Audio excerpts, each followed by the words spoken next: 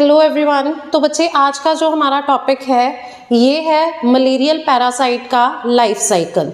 तो बच्चे अगर हम देखें कि जो आपका मलेरियल पैरासाइट है उसको अपना लाइफ साइकिल कंप्लीट करने के लिए दो होस्ट की ज़रूरत होती है। उसका पहला होस्ट होता है बच्चे फीमेल एनोफिलीज मॉस्किटो, ठीक है, और दूसरा जो उसका होस्ट होता है जो उसको अपना लाइफ साइकिल कंप्लीट करने के लिए चाहिए होता है बच्चे, वो क्या होता है, ह्यूमन बॉडी। तो इन दोनों के अंदर वो अपना लाइफ साइकिल जो है वो कंप्लीट करता है। अब कैसे इसका लाइफ साइकिल कंप्लीट होता है वो हमने देखना है। देखो, तो जब भी बच्चे फीमेल एनोफिलीज मॉस्किटो किसी को भी बाइट करता है तो उसके बाइट के साथ जो ये स्पोरोजोइट है वो उस ह्यूमन के ब्लड में चला जाता है। अब क्या है, वो ब्लड ह्यूमन की पूरी बॉडी में सर्कुलेट हो रहा है, तो उसी ब्लड के साथ जो ये स्पोरोजोइट है ये कहाँ पहुंचता है बच्चे, ये पहुंचता है ह्यूमन के लिवर के अंदर। अब लिवर के अंदर जाके लिवर के जो आपके सेल्स होते हैं जिनको बच्चे हम क्या बोलते हैं, जिनको हिपैटोसाइट्स बोला जाता है, उनमें जाके ये अपना नंबर इंक्रीज करने लगता है। बेसिकली जो ये स्पोरोजोइट है ये ह्यूमन लिवर के अंदर बच्चे एसेक्सुअल रिप्रोडक्शन शो करता है, ठीक है। तो उस एसेक्सुअल रिप्रोडक्शन के साथ लिवर के सेल्स में ये अपना नंबर इंक्रीज करना शुरू कर देता है। अब वहां पे जब नंबर इंक्रीज होता है तो ये किस में कन्वर्ट हो जाता है बच्चे, मीरोजोइट में।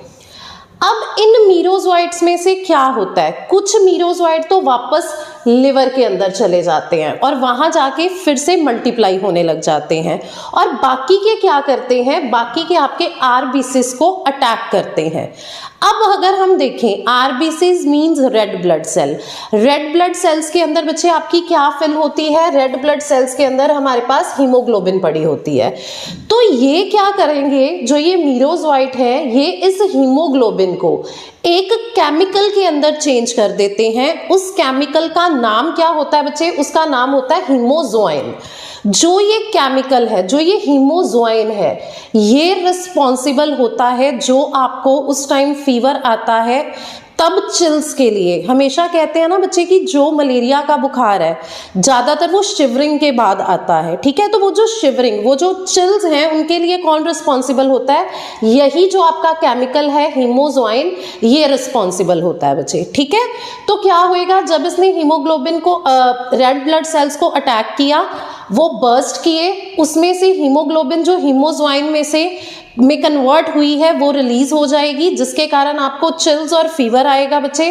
उसके बाद क्या होएगा, अब कहते जो ये हीमोजोइन है इसके साथ साथ वहां क्या बन जाता है, इस स्पोरोजोइट के फीमेल और मेल गैमीट्स। दैट मीन्स अब इसके पास गैमीट्स बन गए हैं, तो अब ये सेक्सुअल रिप्रोडक्शन करने के लिए रेडी है। तो उसके लिए फिर ये क्या करेगा, वापस से जब फीमेल एनोफिलीज मॉस्किटो बाइट करेगा तो ये बच्चे उसके गट में चला जाएगा। उसके गट के अंदर जाके जो ये गैमीटोसाइट्स हैं, जो हमारे पास ये मेल और फीमेल गैमीट्स बने हैं, ये वहां जाके फ्यूज हो जाते हैं बच्चे।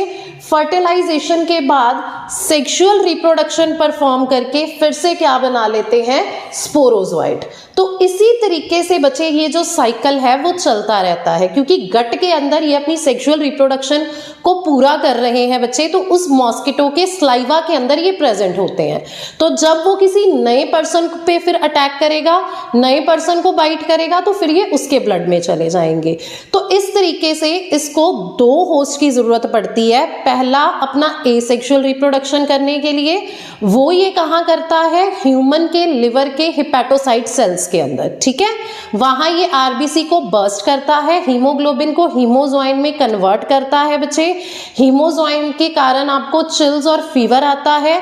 उसके बाद ये क्या वहां बैठा बना लेता है, मेल और फीमेल गैमीटोसाइट्स। ये मेल और फीमेल गैमीटोसाइट वापस से जब वो फीमेल एनोफिलीज मॉस्किटो ब्लड सक करेगा उसके अंदर जाएगा बच्चे। वहां जाके ये क्या करेगा, उसकी गट में सेक्सुअल रिप्रोडक्शन करेगा, फिर से नए होस्ट को अटैक करेगा। तो इसी तरीके से इसका जो साइकिल है वो चलता रहता है। तो होप सो बच्चे कि ये लाइफ साइकिल आपको क्लियर हुआ होगा। कोई भी डाउट हो तो आप कमेंट सेक्शन में पूछ सकते हो। थैंक यू सो मच बच्चे।